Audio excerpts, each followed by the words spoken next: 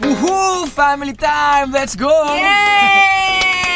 Finally, Daddy RJ, thank you for this quick escape. Grabe. Super saya ko kasi finally break from work. Alam mo, kahit na busy ako, gusto ko may time ako palagi para sa inyong dalawa ni Baby Joaquin. I remember when we started dating, mahilig na talaga tayo mag-travel eh. Basta travel, go tayo. Kaya nga super happy ako eh kasi we finally have the freedom to drive our very own Nissan Livina. At Kasi ang maganda dito, syempre bukod sa family car, pogi din pag ginadala ko sa taping. Kasi alam mo na, ang dami kong gamit, yung wardrobe. Ikaw rin, pwede sa news mo, sa mga taping mo, sa mga hosting gigs mo, mo pwedeng malagay sa storage. yes, yun naman na gusto ko din dito talaga. Very spacious siya. Dami niyang storage. And even si Baby Joaquin, since alam mo naman, nagta-travel na tayo with Baby Joaquin, we Daming always have toys. to be ready. Oo. Then- Plus eto, nakakatuwa itong car seat ni Baby Joaquin. Oh, yan. ISOFIX na siya, so hindi na kailangan din ng seatbelt pa para ikabit.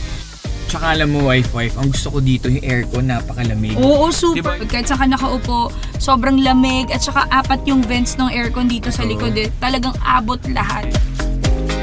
So mas madami pa tayong adventures. Ito na lagi natin gagamitin sa weekend getaway natin. Yay! Thanks, Daddy RJ. I love you. Love you.